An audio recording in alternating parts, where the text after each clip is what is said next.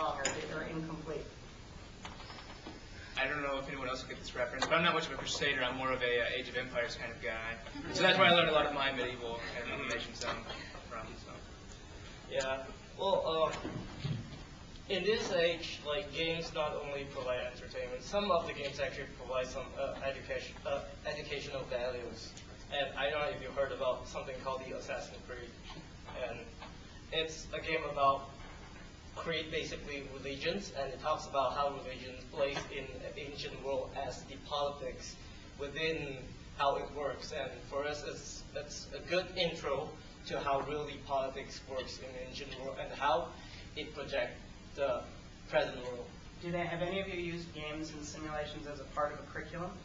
I actually have. I'm a Chinese language student, and I've been looking and looking and looking for an online game to help me, just to kind of help me. Can you hear me fine? Yeah. Okay. Yeah, the mic's right by you there. So I've been using this Chinese game. It's called Enter Zan, and you get a little avatar, and you're walking around the Beijing airport, and it comes up all in Chinese characters with Chinese pinyin, so it helps me recognize and kind of figure out what's going on. And then you can like take taxis and meet people, and there are all these little avatars that talk back to you. And there's even a voice recognition part of it where I talk into my webcam, and then it picks up my voice and it tells me if my Chinese is right, if my pronunciation of the tones is right. It's a really interesting game to play. You should get Rosetta Stone. There's a lot of language instruction in Second Life. Yeah. Do any of you use Second Life? I know the applications, but I never use it. I think it's a big, I don't, I just big skeptics, Yeah. and I'm a big conspiracy fan. So Second Life, conspiracy, so not gonna buy that. So I use a lot of outdated gadgets actually. So because for me, it's a lot of companies out there that try to scan our life daily. I call that information mining. Because all our informations are so public these days, and when I go Facebook, I basically just like chat with my family. So I rarely like talk with my friends on Facebook because I can just call them. But in there, everything is recorded. You think your cell phone's safe? No, but at least I can like ruin it, and it's old model, and nobody give a crap about it. But you know, it's all information mining these days. See what you do, like. For me, it's like government try to. But I find my, and I have my kid, I find that your age group is less worried about privacy. I mean, I'm paranoid. I make you look really relaxed. Yeah. I mean, do you find that you're more relaxed about that than those of us? I think to a certain extent we really do, because I mean, at least with me, I've been part of the social networking websites, MySpace, since I was about 14 or 15. But at the same time, I think that it's certainly up to, I mean, obviously families to ensure, like, what is acceptable for the internet and what is not acceptable. Because one thing that is really starting to play, I don't want to say necessarily in my life now, but I mean, something that is always brought up is the fact that someday you're going to have to apply for a job. Someday they're going to go on Facebook and they will look at the pictures you've taken. If they find you with a lampshade on your head, well, that's not necessarily going to get you the job right there. This is sales. And so, I mean, of course, there's certainly, we are comfortable with being open on the internet. At the same time, we are generally rational, and we can know what is appropriate, what is not. I mean, you use the example of that T-shirt. Now, personally, I think it's a little bit too far myself, but I don't know.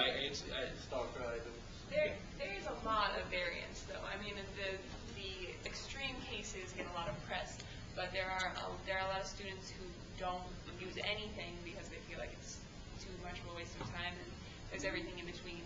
But I mean, I had a lot of friends in high school meet people and go to meet those people for the first time face to face online. So that, I mean, there is a lot of social networking happening for the first time for our generation, and we search for interactions beyond the internet, but we need the people originally from the internet, and I think that is something that we do need to worry about. I mean, there's a huge movement against it for a reason. Thank you for reminding me of something really funny. Like back in Asia, you know, kids in Asia, not me. Like I get out of that vicious cycle. It's MMO, which is massive multiplayer online games, which you go online and spend thousands of hours doing ridiculous stuff, and well, you level up, you get those elite weapons, and go kill more monsters and go do more stuff of the same thing. And there's some merit system in the game, and sometimes they say, oh, let's go out and meet. And when you think the girl you married online is a girl, and you are wrong. Yeah. Big time. Big time. So I was like, 65% of the gaming women are actually men. Yes. There's some research around that. Reasons why would be interesting.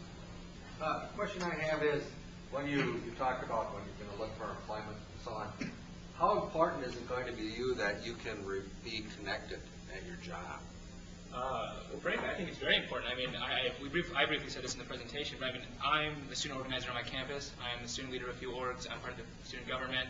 I like working with electoral campaigns all the time. And the internet has been a valuable tool for me. I mean, it's allowed me to network with different executive directors of different organizations, different canvassers, different people that do a lot of their work out in western rural Minnesota, specifically around Morris. I mean, if it weren't for, I depend on email, I depend on Facebook, I depend on not so much Twitter anymore. I don't find it very useful personally. But I mean, it's crucial to my life. I mean, if I didn't have that there, I just wouldn't be effective. And then I think this brings up an interesting point of, which is applicable to our generation as a whole, is that we're very much not proponents of, I mean, at least myself, the use of the telephone. Everything's becoming much more, like you text someone, you send them an email, you send them a Facebook message, what have you. You might have the cell phone on you, but you're not going to use that to specifically call the person. You're just going to give a quick message like, what do you want to meet up? I mean, what time did I have to get in? You know, what did you want me to do out here? But no, I mean, it's absolutely crucial to my life. Yeah, definitely. Last summer, I worked as a financial analyst for a firm as an intern, and the company had a Facebook group for the company itself, and you could, show up as a member of the group, and the company would post kickball games and would add themselves as friends. They kind of like, yay, great kickball game last Sunday, and whatnot. And it kind of brought up an interesting idea of where do you draw the line between business and personal. So it's definitely necessary to have that to connect up with other co-members, but it's also kind of like, where do you draw the line between that? Well, Paul, a quick comment to that then. As a potential employer, we do not allow Facebook to be accessed during company hours on company equipment. What would your policy, what would your feelings be? I don't want to work for that company, or Oh, no, not at all. I would say, and go on? seeing like myself and fellow college students how many hours we do spend on Facebook, writing up people's walls and whatnot, and tagging our pictures, I would say that's a great idea. I would say this would probably be used at home, like after work hours. People log on, or like other But weekend. the earlier individual said he can't live without it. He depends on it so much. And Well, the thing is, I mean, it also depends. I mean, if we're working out of an office, I mean, that makes perfect sense. But I mean, I'm being a college student, and I work out of my dorm. I work out of my home. So I mean, I think I agree. Facebook is not good for productivity sometimes. Being a college student, it's easier to you start doing research and you alt tab to Facebook and you kind of black out, wake up 3 hours later and be like, oh goodness, I still have to get something done. Exactly. That was a very interesting photo album. Yeah, definitely. At the job, it wasn't like banned from our workplace, but it was definitely looked down upon on if you're sitting there, like looking at people's photo albums and writing on people's walls instead of doing your work. But it was encouraged to be active with the company on Facebook. But isn't it odd that you don't ban phones, and so it almost becomes a generational penalty? Whereas these guys aren't going to sit yapping on the phone for 30 minutes. I mean, can you imagine the last time you've done that? But so it's funny. I mean, we would allow somebody to sit on the phone and talk for endless times and not penalize them. I have some truth to tell. My friend works at a company that don't allow Facebooking. They always Facebooking. They always Facebook. That's the truth. But then they always say, oh shit, my boss doing. Talk to you later. Well, okay. Well, you just have to go out, look at them sometimes. They do their jobs.